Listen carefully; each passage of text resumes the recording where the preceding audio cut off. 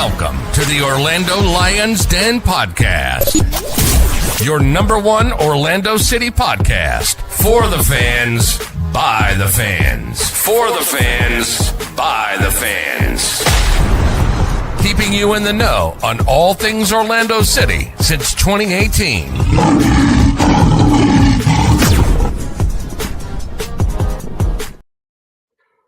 Hello.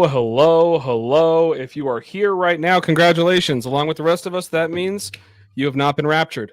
If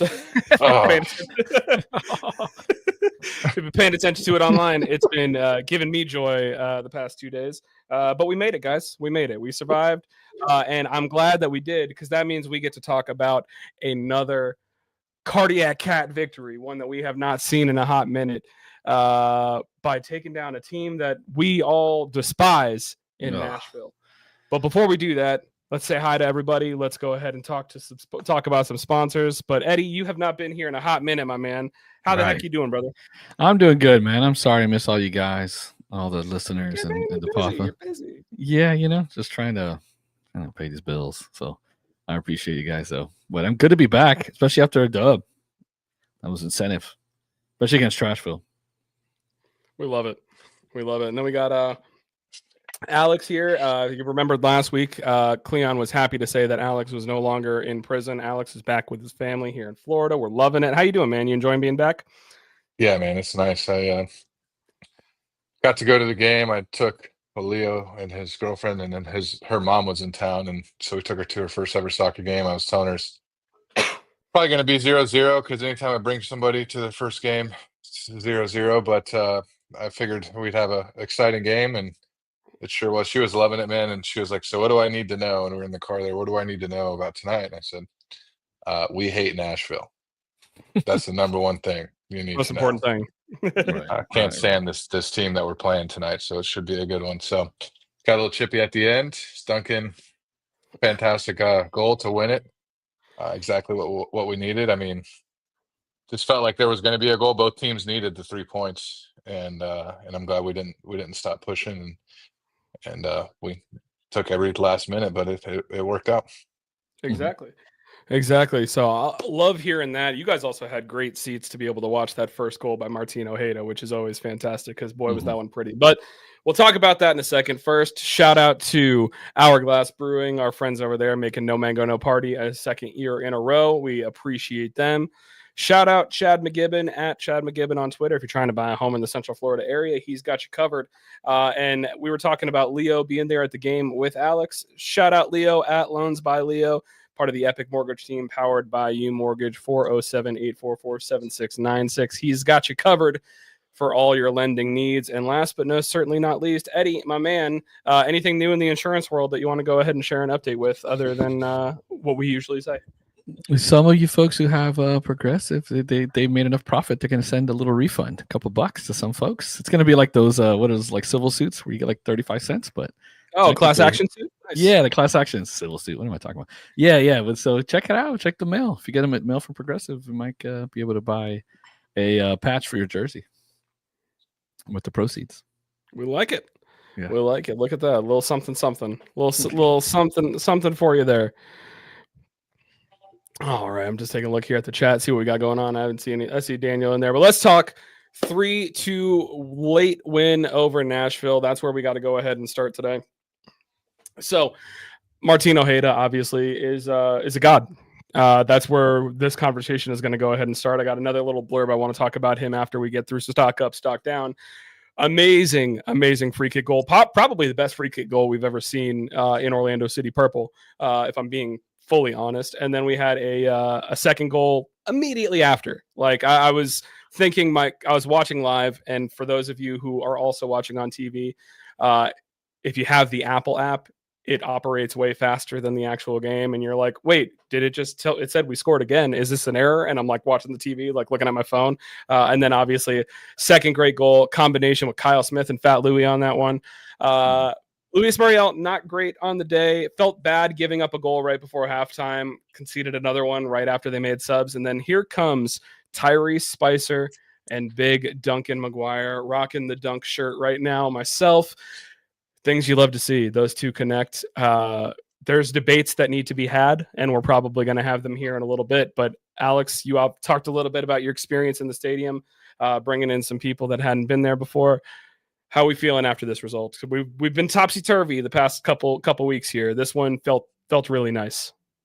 Well, I mean, I said it on last week's pod. I think there was some negative connotations going on after the DC draw, and we had 2 weeks off before that, and it's kind of what we do. I feel like we just come out of a break lackadaisical, and I wasn't giving up on the team. I mean, you see what we have. It's the best team we've ever had, and unfortunately, it's probably the strongest conference in the history of Major League Soccer that we're in right now.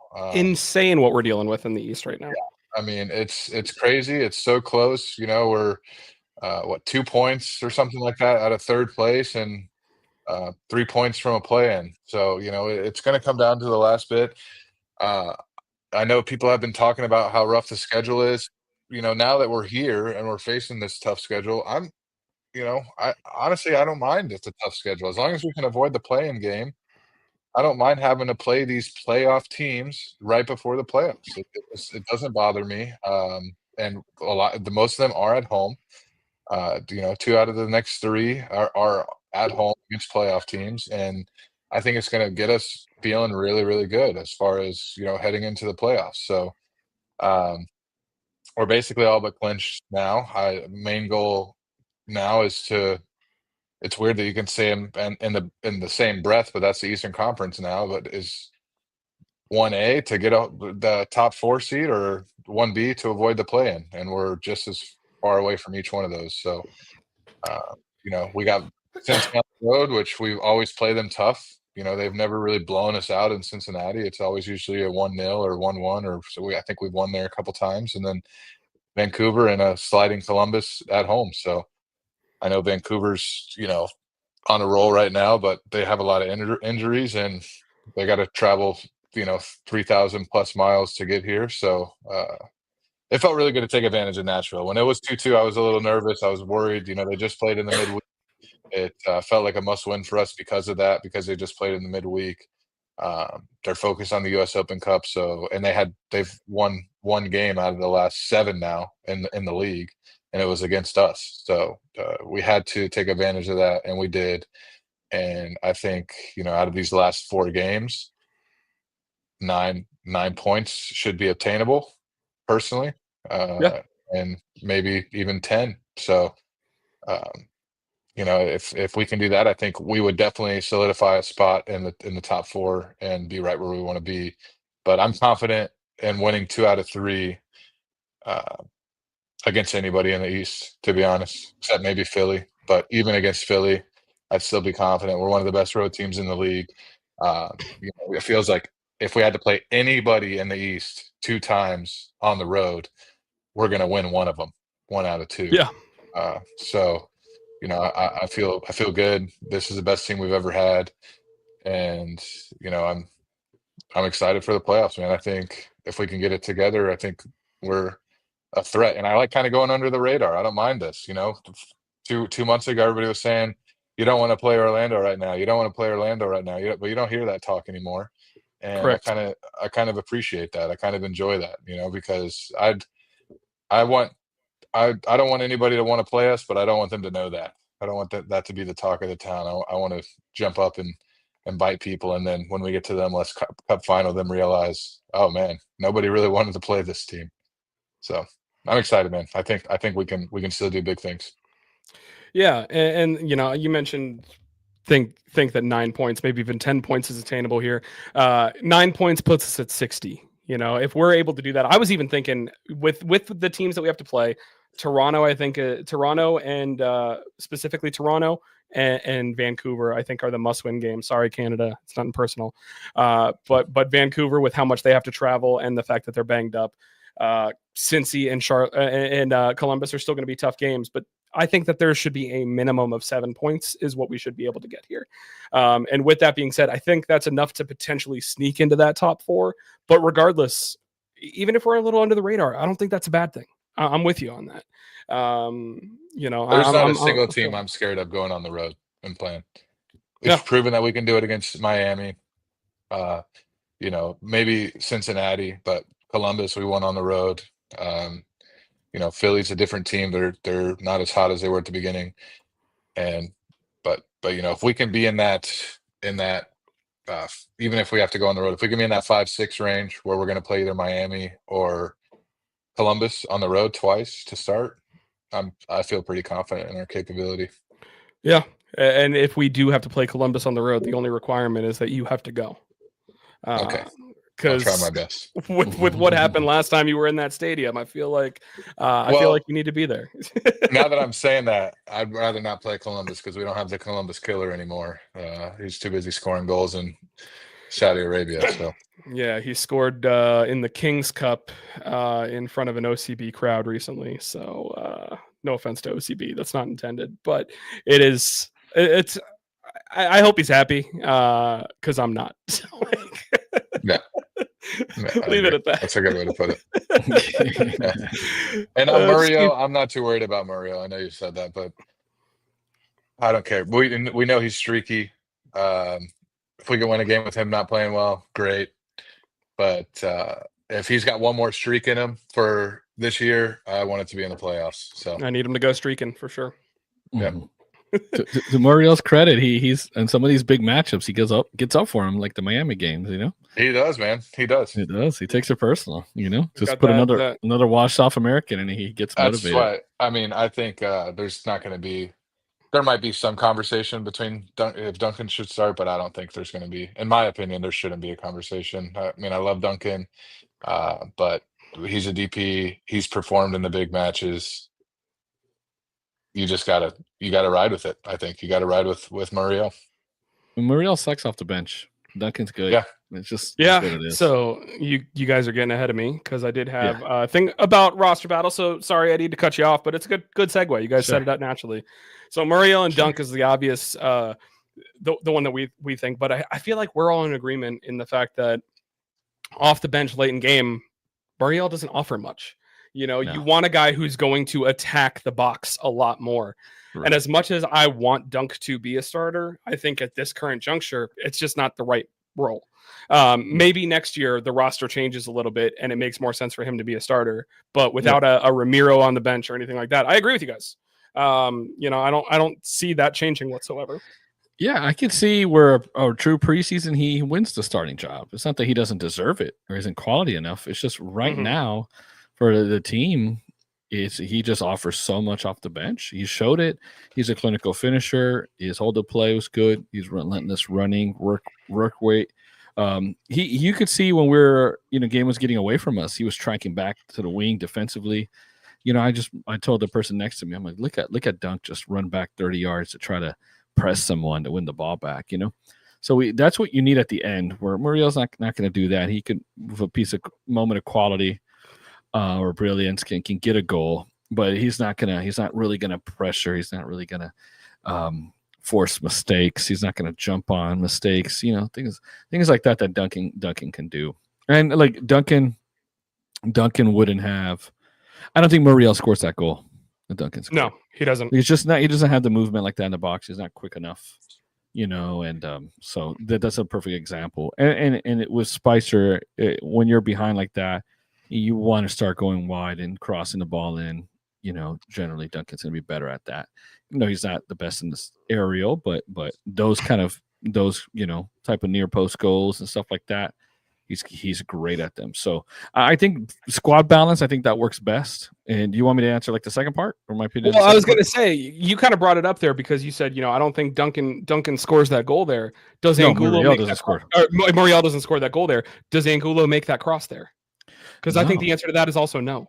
No, he doesn't. Just like Angulo would have cut it back in on his right foot, and then would have tried to do something and then just not done it. No, he's done it. He was against Miami, I think, right? Or who was it where we just power drive him or in the Leagues Cup where Muriel had a hat trick or whatever, right? One of those was I think a left foot across from Angulo from similar but closer, right? I don't think from that wide he's going to strike the ball that well, especially with his left. So he would have maybe beaten his man, tried to cut inside, ran into traffic, and probably lost it or shot it poorly.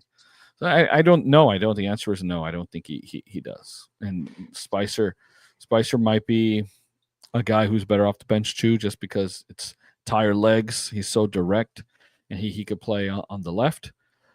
It just might be the case, and Poppy likes the fact that Angulo's basically a wing back, his work rate and all that kind of stuff. But and Spicer, when you saw him play, he kind of stays wide, holds the whiff, and he's more of an outlet versus coming back. So I think that alone puts him as a backup for Poppy, just because like Chris had joked on Twitter that somebody get Spicer a Colombian passport, maybe he'll play more. That's what I was thinking. But I think those two, I think that's a devastating duo to come off the bench, Spicer and Duncan. A lot of chaos, a lot of pressure.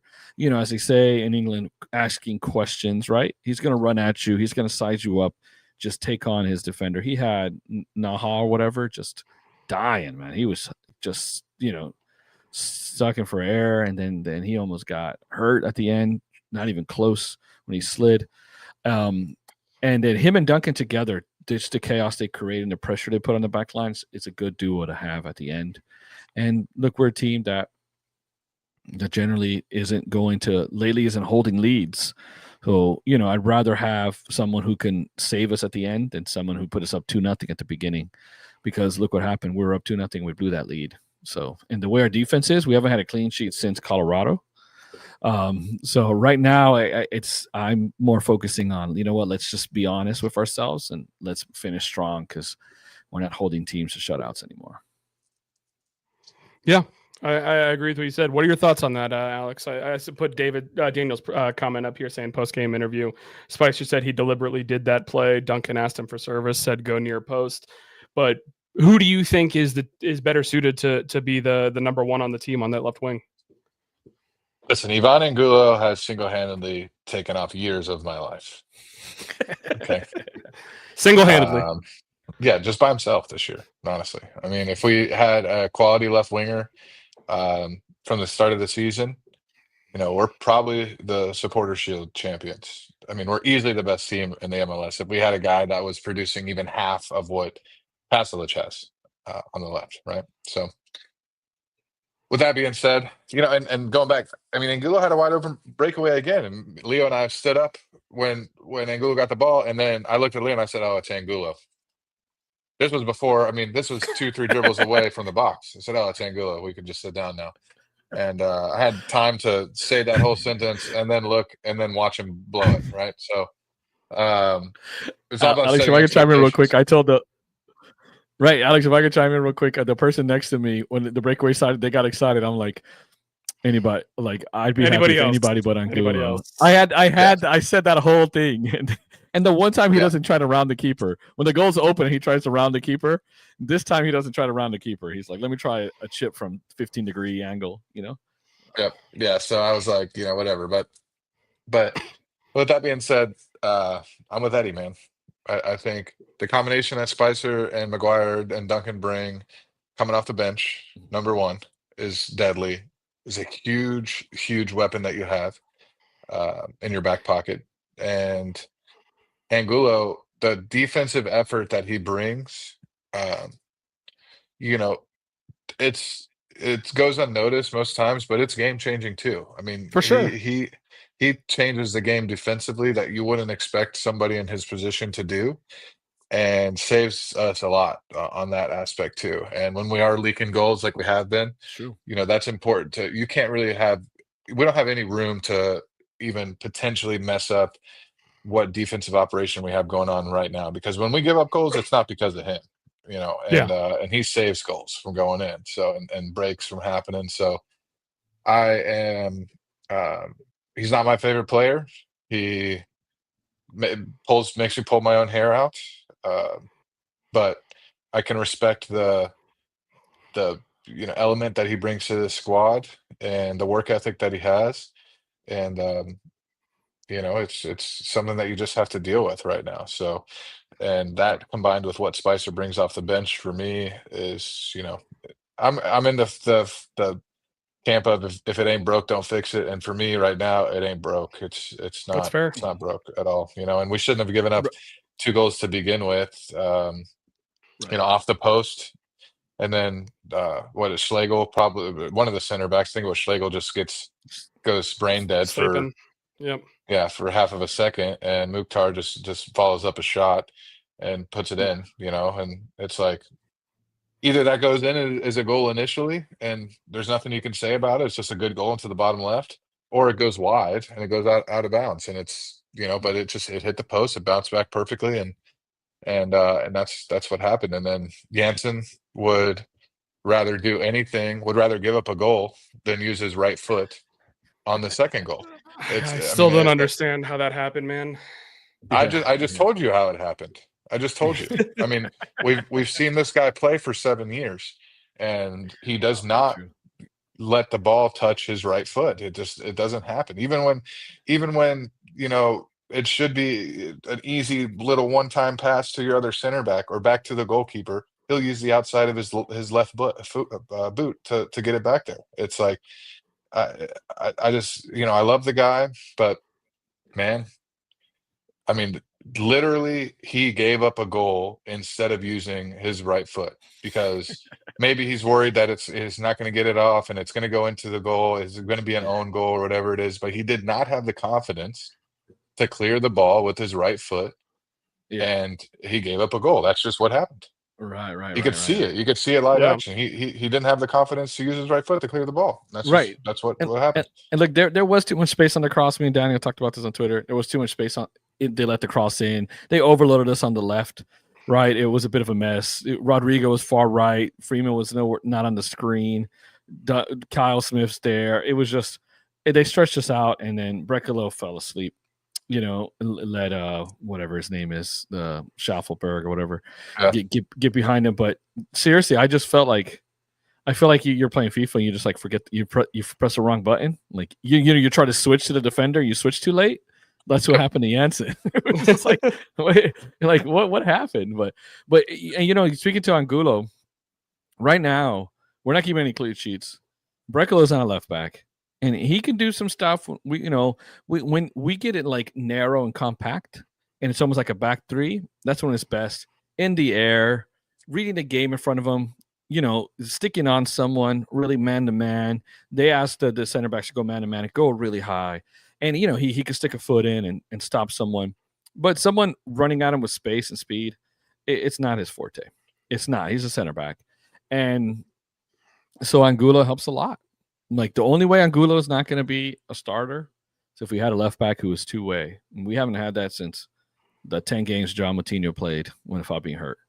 That's it. Because Santos wasn't that.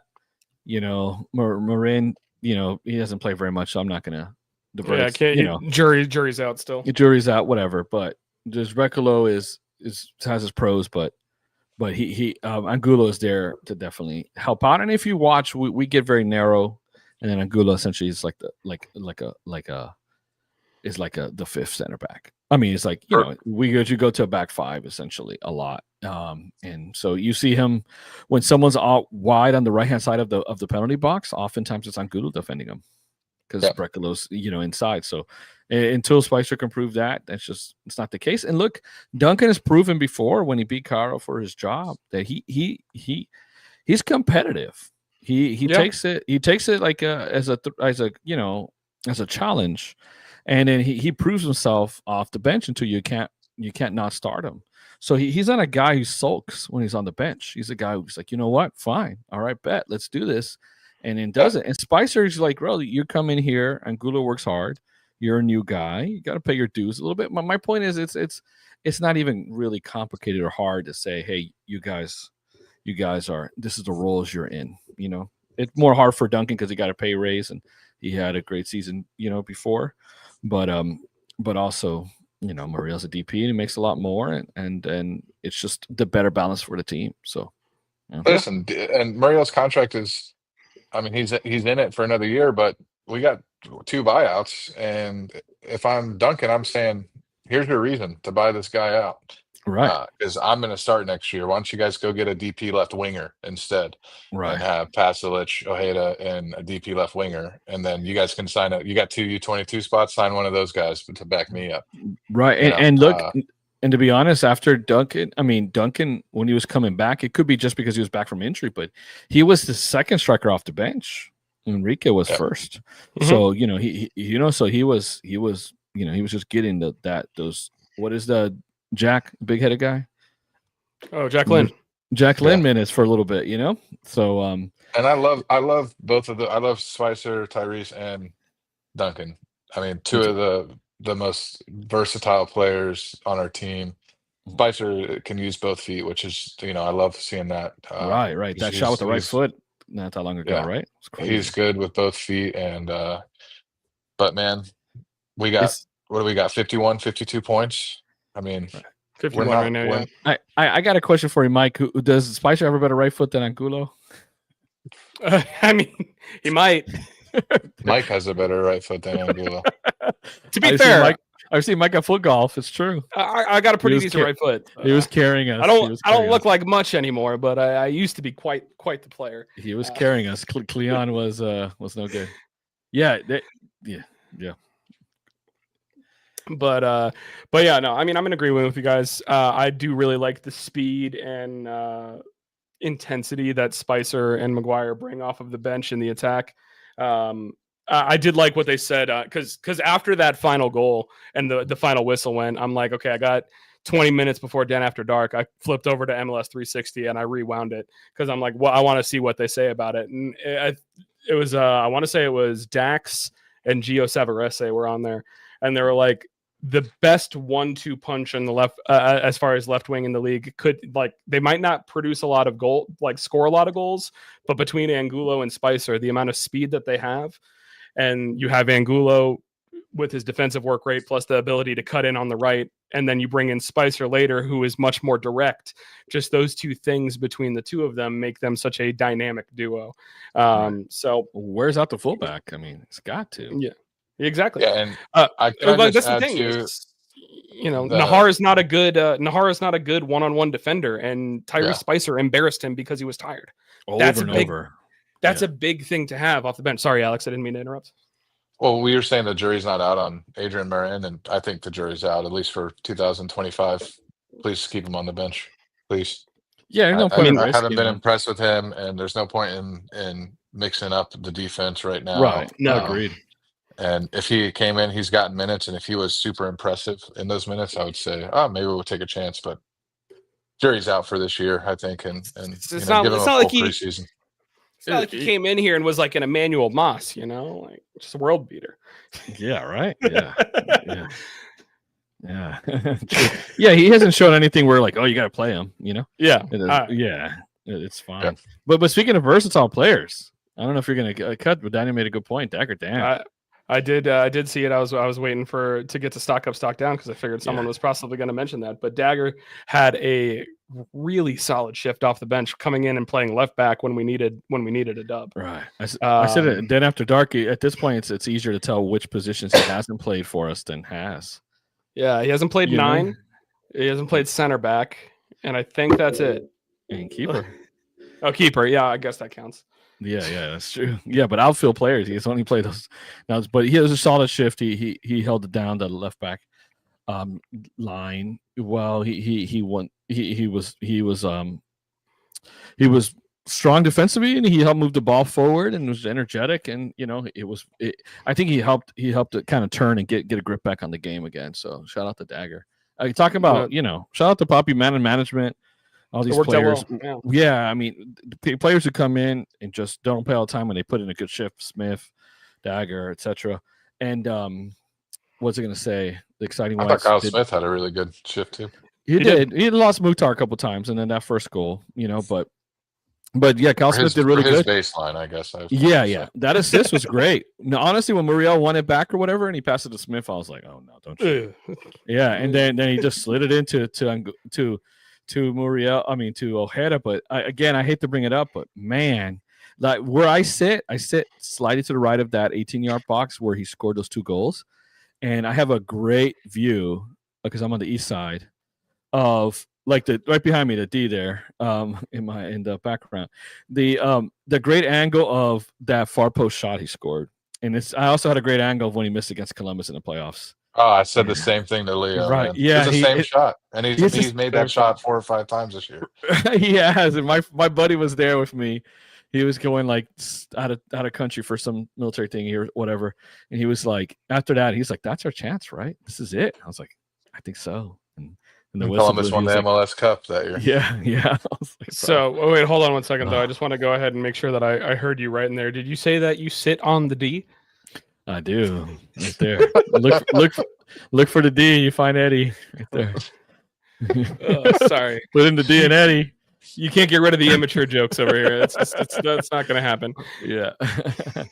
So outside of that, how are we feeling as far as stock up, stock down, Eddie? Yeah, stock up. Duncan and Spicer for sure. Ojeda, fire. Ojeda. I mean, at the beginning, I hate Nashville. And I thought, bro, they had us. BJ Cunningham or whatever. He's got our number this year, and the first 5 minutes felt like 20. I was like, we are under the cosh, as they say, and but that sometimes you got to score for set piece. Like as an Arsenal fan, sometimes you got to score a set piece to break things open, and it made the game state more favorable for us. And then that second goal, we caught him on the break. We won it up high. And you got to take the chance. You got to take your chances. And that was just this clinical finish. It was like the Bugs Bunny changeup, like Joe Smith, Fireman Smith, whatever, or was looking like he was. He's big. He was going to cut angle. He's maybe going to lift it up or go near post, and he just Bugs Bunny changed it up. And that was just a fantastic finish. So stock up. I mean, Ojeda's the man, MVP. What is it? Most goal contributions in a season per MLS rules. And this Cleon's not here to correct it. But I got stats for the MVP conversation. Don't worry. Good. And then shout out to all the exciting whites. They did Smith, Dagger, and Duncan. I thought they all contributed really well. And Spicer, right? There's something macho about that. You see your guy, and you're like, this guy can't handle me. He just dribbled right at him. He didn't even do anything fancy a couple times. Like he tried to go step overs and lost it. Then after that, he just ran and just dribbled in a straight line past that bum. That was the thing with him, and I don't remember who. I think it was Adam from Cappies who mentioned it in the chat. His stride looks just like Molino's, and I don't know if that's just a Trinidadian thing. It's just he's so much faster, I feel like. Because Molino was quick. Like Spicer is fast. Right. Well, they don't have those bum knees on that turf too. Yeah. But Spicer's definitely, he's just a taller guy, it seems too. But the stock down, I don't know if anyone particularly has stock down, but I do want to shout out Pedro made a couple good saves too, kept us in the game. It was wild because this game could have been like 4-1 at halftime us, and then it could have been like 4-4 then, like 3-3. It could have been like 6-4 at the end. I mean, both keepers made some crazy good saves. Some crazy good saves. Both of them did. So Pedro, a little shout out for that. And Jansen, that was dumb. And Rodrigo, if I'm gonna say stock down, I guess the center backs, but I don't think. And I'm not gonna bang on Gulo for missing the open thing because our line is our expectations are. Right? I think we've banged Angulo enough if we're being completely honest. Yeah, that's enough. So yeah, but if Duncan gets hot, talking about streaky players, you're talking about Muriel. If Duncan gets hot, he's a guy who scored 4 or 5 games in a row, and and when he gets hot, it could. And like Alex is saying, we're playing these playoff teams. We're sharp. Iron sharpens iron. Like we're not coming in. We're not gonna have the luxury of a bye week or anything, from my opinion. We're gonna come in just with momentum at the end, playing good teams, possibly beating good teams. Right? It's just about getting hot at the right time. That's how you win cups. Yeah. What do you got, Alex? My stock down. I'll probably get to Jansen too for giving up a goal instead of using his right foot. I mean, you're the captain, dude. You gotta at least try it. I'd rather give up an own goal there than, because that's a goal. If he lets that ball through, it's a goal 9 out of 10 times anyways. I mean, the guy's wide open behind him. Right. It's you can't assume that someone's marked behind you anyways. Like you can't do that. Yeah. I mean, for me, it's just you got to get a foot on it. It was possible. He stutter stepped because he wanted to use his left foot. His brain was working the wavelengths of how can I put my left foot on this, and then by the time he figured it out, it was already in the back of the net. But that'd be my stock down. My stock up, Ojeda is obvious choice, but I'm going to give it to Oscar Perea. I give him my stock down whenever he's done bad. Listen, he only used 4 out of the 5 subs. He left Nico on the bench, and that's an attacker. When we need 3 points and it's 2-2, that's an attacker. He could have put him on. He could have went all the way in, but he brought in Colin Gusky, who I thought I didn't recognize that he did anything, which for a rookie in that situation, 2-2 late in the season, you need a winning goal. That's all I can ask. I don't even want to know you're on the pitch, because if I know you're on the pitch, it's probably because you done messed up something. He's a clean player. So him bringing he needs to bulk up a little bit. That's about it. Yeah. Him bringing in Gusky for Kyle Smith, for me, and then Dagger Dan at the left back position. Those are 2 relatively risky subs, in my opinion, in a game that's 2-2 where you need the 3 points, and it worked out. And I don't know if it would have worked out had he done what everybody probably thought he was going to do, and that would be put in another attacker that he left on the bench. So and look, BJ got his number twice, and this time he did it. There was some moments, but Oscar adjusted, and the game plan was good, man. And the 2 goals that we gave up were on the players exclusively. It was the game plan was solid, and we forced their hand in the first half, and then we kind of just fell asleep for 2 goals, but it wasn't on him. And I think the subs, obviously Duncan and Spicer, made a huge difference, but I'm looking at the other 2 subs that for me didn't make the biggest difference, and that's important for me, especially when you're bringing on those 2 guys, 2 really just role players that you're looking, really all they're bringing is fresh legs. And whatever he saw in practice last week, he had the confidence to bring in those two guys, and it worked out. And I was impressed with Gusky and definitely Dagger Dan. So I'm going to give it to Oscar. That's an excellent shout. Excellent shout. Mine, I was going to go to Dunc just because Daniel said it in the comments too. We need him to get hot, even if it's in a roll off the bench. That is a must, is to have, that striker off the bench, even if it is off in that role. He needs to be hot. So my stock up's Dunc. My stock down is just simple. It's the center backs, and it's for the same reasons you guys said. Championship caliber teams, you can't have those kind of mental mistakes coming from your center backs, and one of them being your captain. One of those an easy clearance that was missed. The other one falling asleep at the wheel against 2 of the top attackers in the league. Those are things that can't happen. So it's just simple. It's as simple as that. Especially like we've said multiple times on this pod throughout the year. Alex said it today. This is probably the best team we've ever had. When you see stuff like that, it just pisses you off a little bit because the players are better than it. Right. Who would thought it would be our defense? That's the worst part, right? Like on an Oscar team, This has got to be the worst defense that we've had under Oscar. And talking about Duncan, just one last thing to add about Duncan. Eddie said he can get hot, and he can score in 3, 4, 5 straight games. He's also proven that he can score in 3, 4, 5 straight games as a sub too. That's what I'm talking about. Yeah, exactly. He doesn't have to start to make an impact.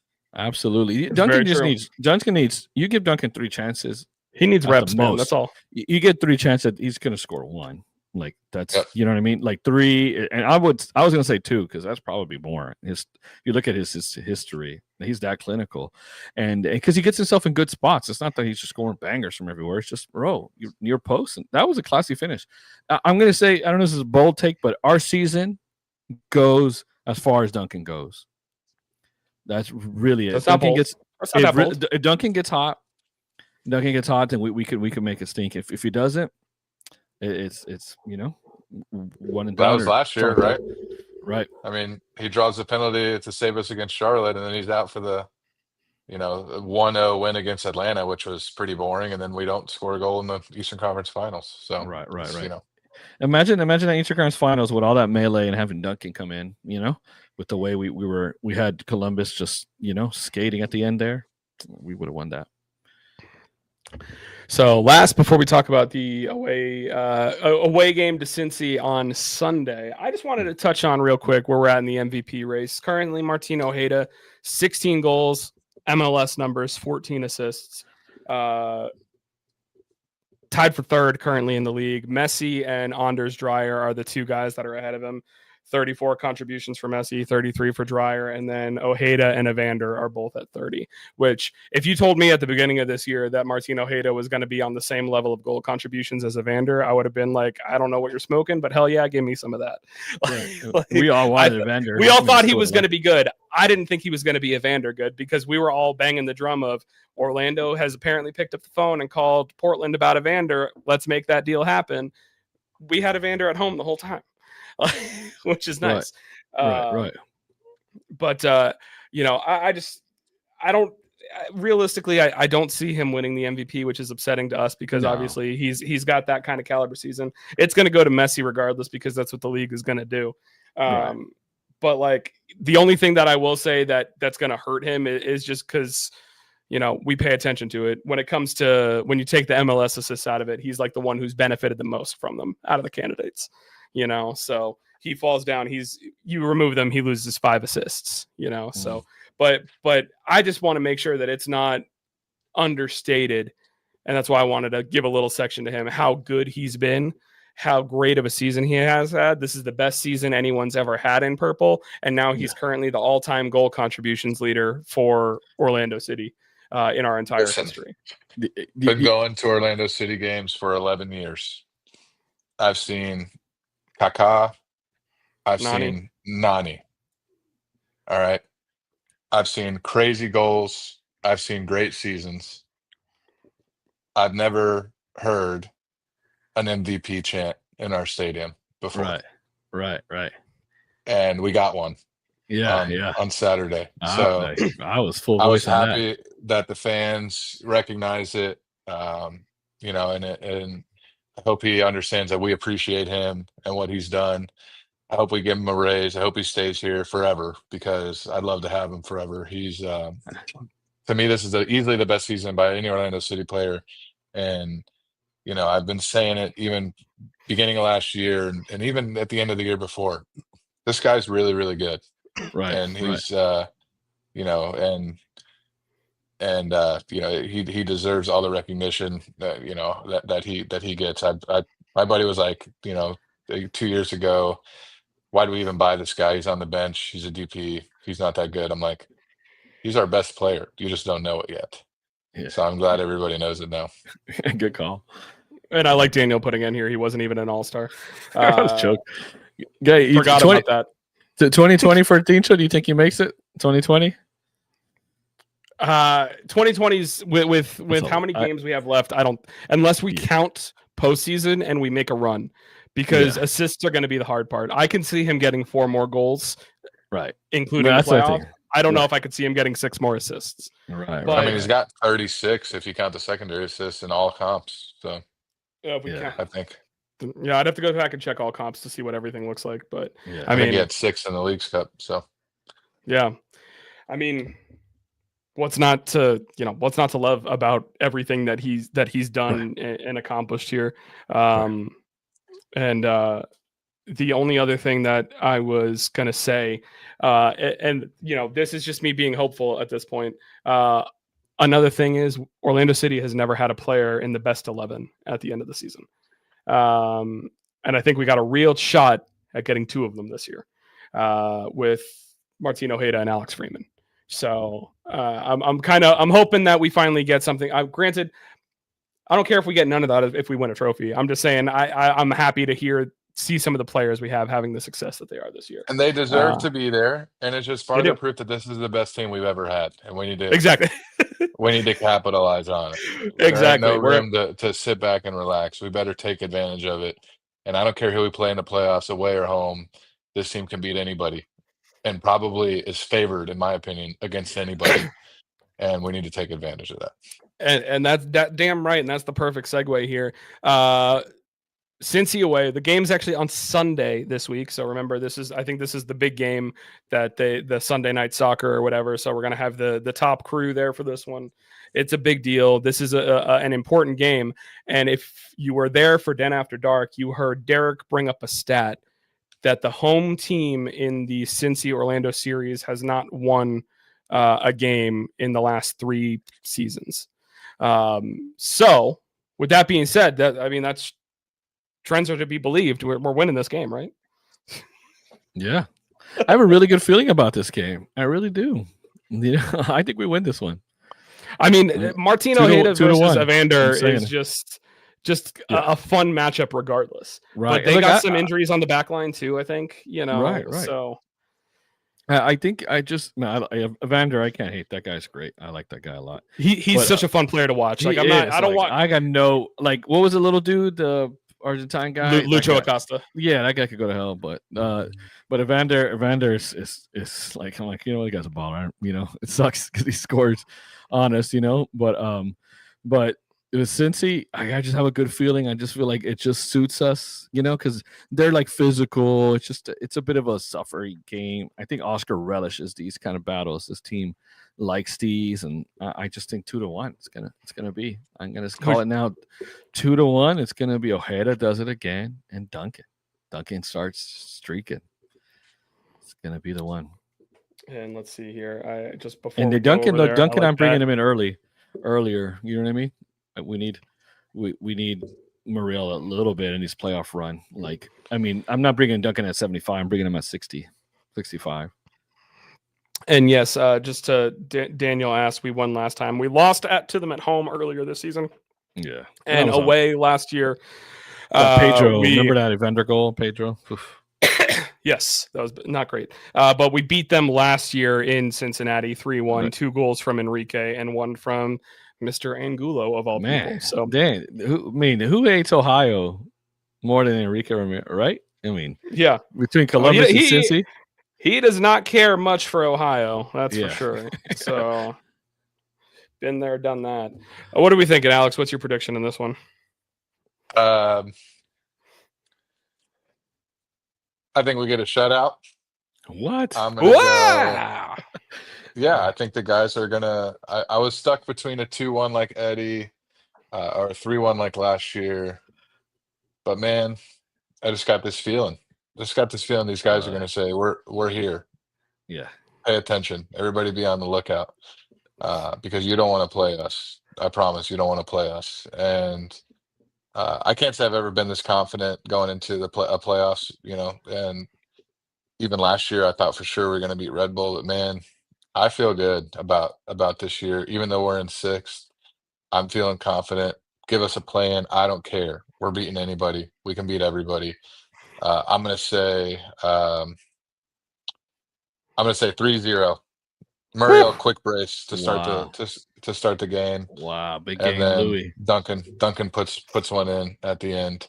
Nice. But yeah, I like Muriel because as much as Duncan's saying watch out, Muriel's looking behind him and saying, "Oh, there's objects in mirror are closer than they appear."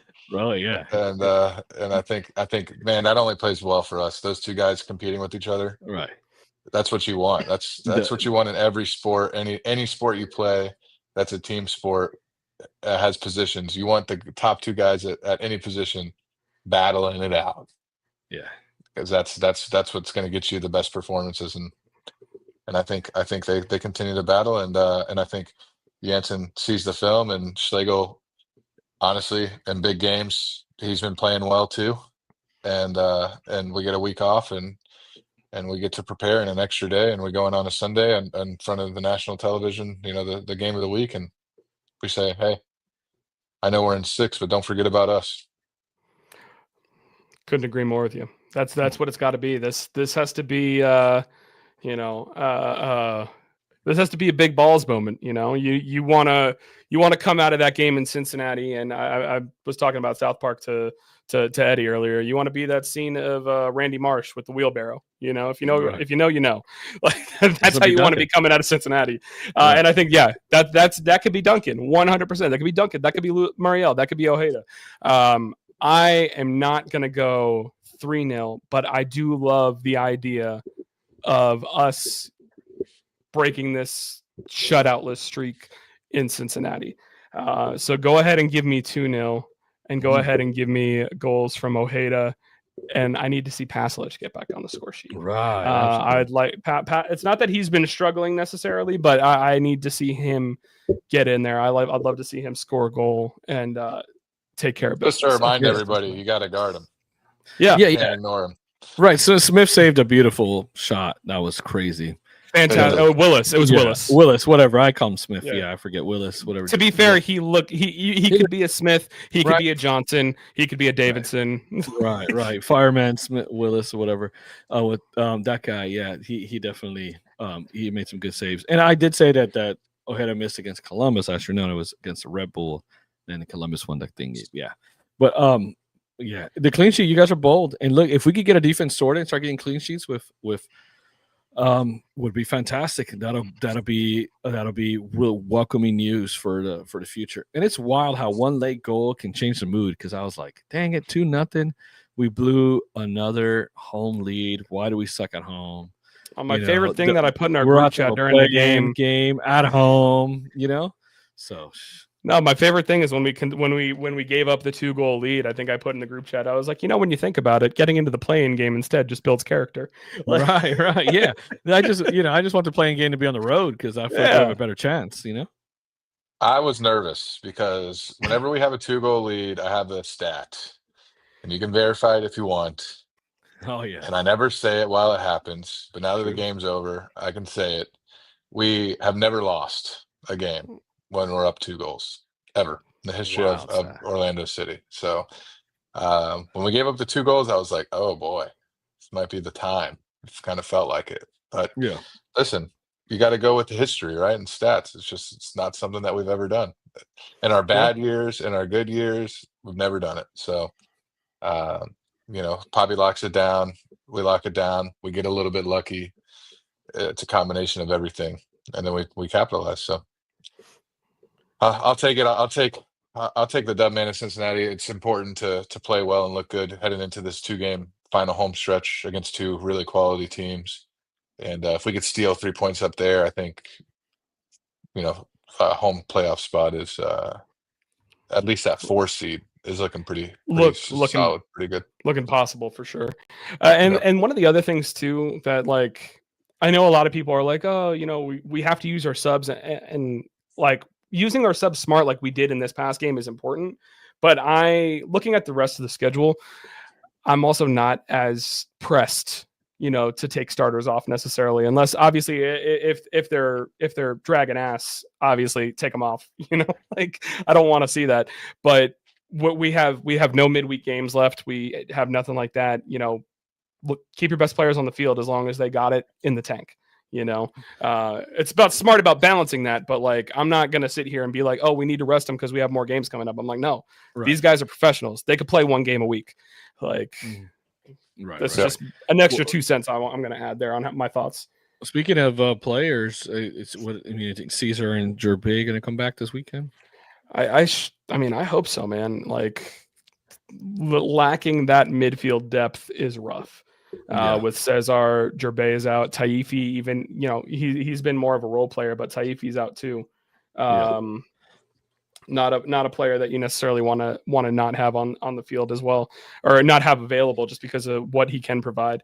So it's definitely just those injuries in midfield are rough, and this is one of those things I feel like we all said kind of as soon as before Wilder got hurt, we're kind of thin there. We don't know if this Gerbe kid's going to be anything or not, even with him. And then Wilder gets hurt, and then we bring in Atuesta, who isn't necessarily a like-for-like player. I like Atuesta a lot, even though he sometimes does struggle here and there. But it's one of those situations where you kind of look at this and you're like, maybe we did not get the midfield depth we needed before this season. But one of them getting healthy will be a gigantic boost to this team. Right. I'm going to amend that. I don't think we get a top 4 spot. Charlotte's got Montreal and some other DC, I think. So they'll get 6 points. Then they play Philly at the end. And so Miami still has 2 games in hand on everybody. Yeah, and they've got Atlanta and DC. They got a pretty simple schedule. I do think we'll surpass New York. And we do have a game in hand on Charlotte, don't we? Yeah, but they have Montreal and DC, so they got six points. And then Philly. So, they're going to end with 59. We'd have to, we'd have to get the 9 points that we were talking about to get there. So maybe we catch them. But, man, it's hard not to imagine that it's not going to be 4 versus 5, Miami versus Orlando. Yeah, darn. At Kinda this hard not point, to pick Charlotte. Although I love for Charlotte. I would love taking Charlotte down again. yeah, But they love that so much last time. Hmm. That just means got to go out and get all 12 points. Just do that instead. Make Right. but right. it's looking like it's gonna be us versus either Charlotte, New York, or Miami, I think, in the first round. On the Miami would be the most fun at this point. Let's get I them out of feel. the way early. Give them 2 first round knockouts in a row. Yeah. The only the positive here is we need the Mets to make the playoffs if New York gets in, because then New York is probably going to be forced to have to play at Red Bull Arena. True. Because the Yankees qualified tonight, the Mets need to get in. So that's True. not even me being selfish, Cleon. So don't get mad about me talking about the Mets. I'm just trying to help our playoff chances here. All right, guys. That's an episode. Let's do some shout outs. Eddie, I'll go to you first because since it's been a minute. I want to let you go first. Yeah, I don't know if I have any.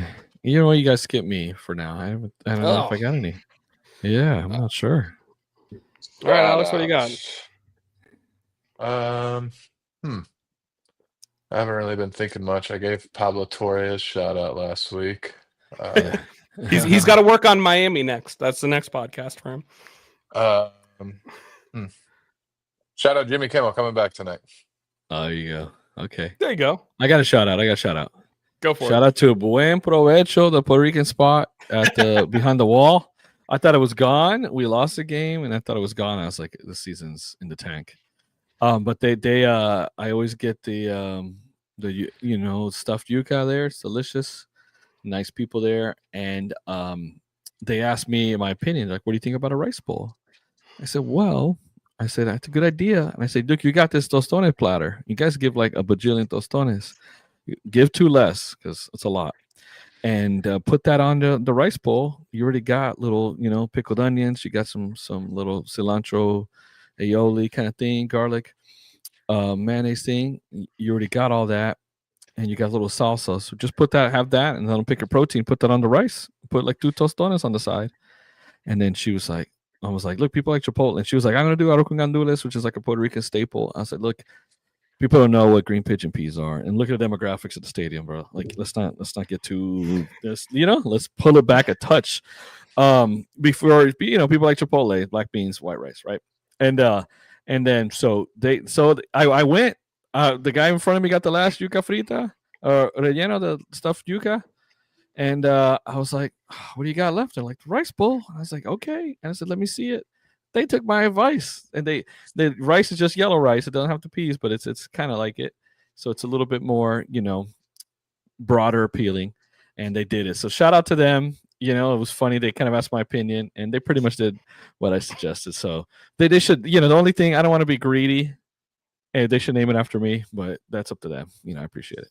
It's got to be the Lion's Den dish. Yeah, yeah, exactly. So if you haven't had Buen Provecho, it's right behind the wall. It's next to the roti place and the ceviche place. If you're looking at the wall on the right hand side, they're good people and they got a lot of good food. And give them a shout out to them. I don't think they listen, but they do. Appreciate you guys representing our people well. Well, next shout out to Bad Bunny and Amazon. Game against Columbus, you got to go be like, you listen to the pod, Yeah, and shout out to the second best athlete. Shout out to the second best athlete in Omaha, Terrence Crawford, Duncan McGuire, number 1. I'm just gonna go ahead and keep it simple. 2 shout outs. One, I'm just gonna go give a quick shout out to you guys. Just because I love doing this. It's fun to come on every week and talk some shop and ball. And I got a bunch of crap coming up in October. So I'm Ryder. No, this is me calling you out. I'm going to need your help, buddy, to run the show. Because I don't know. I'm going to be all over the place during the month of October. I was talking to my buddy. I'm like, we have so many things lined up of things we're seeing and doing. And I'm like, that's why I'm broke. I didn't realize how much we overplanned. There you go. So you see Wizard of Oz and the ball thing. Dude, there's literally, I would rather do anything else than see that. As a film nerd and a purist for that kind of media, it made me want to throw up, and I know it did the same to Alex because it looked terrible. Yeah, Alex is going to be jealous of me next in October. Alex, I'm going to see 6 musicals. So Yeah, no one likes musicals more than Alex. Yeah, I would like that. That would be fun. Yeah, you would. Particularly. Yeah.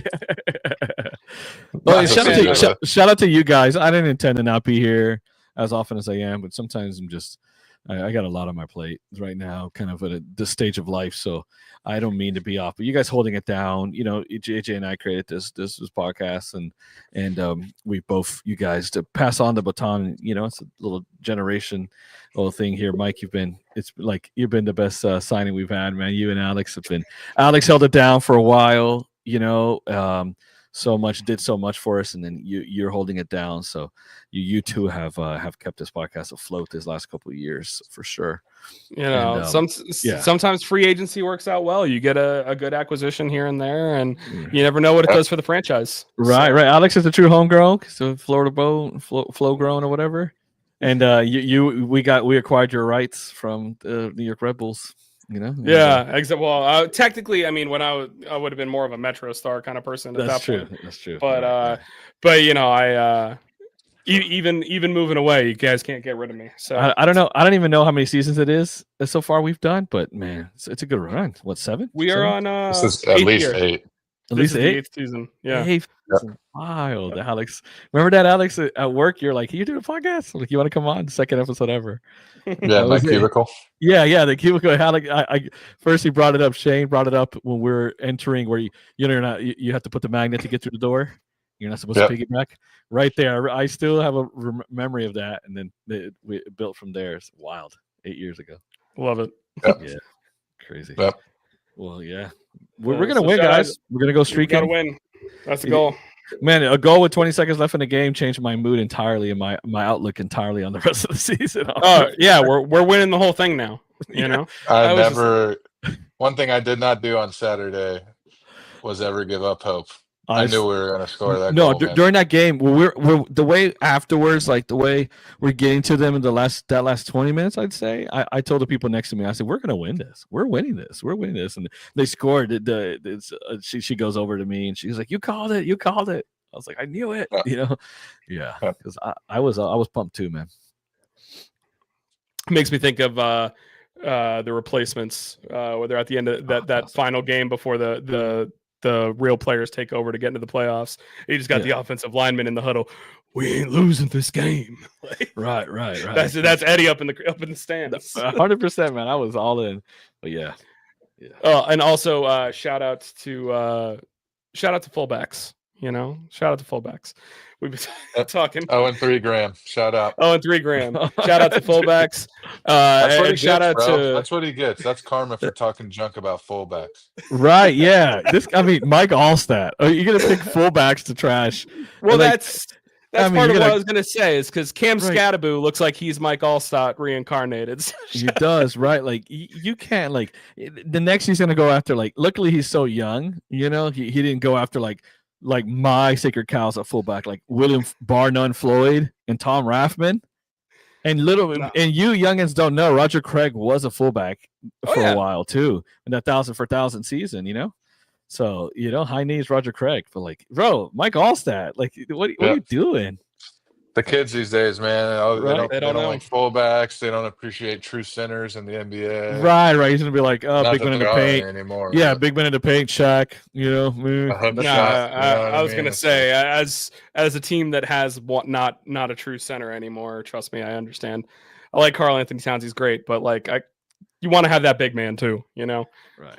Goes in there in the paint, roughing things up. Karl Anthony Towns ain't a paint guy, so yeah, man, paint his nails guy. He's Caleb Williams. Graham's the guy that was advocating for DHs across the league. It's like, right. That's kind of terrible. Right. Awful. All right, guys, that's an episode. Vamos Orlando. Let's go and turn that hell that is Ohio purple. And we'll see you for Den After Dark after the game. So Vamos Orlando. Take it easy, everyone. Orlando. We'll see you on the next one. Thanks for joining us this week on the Orlando Lions Den podcast. Don't forget to follow us at Orlando Lions Den on Twitter, Facebook, and Instagram. See you next week in the Den.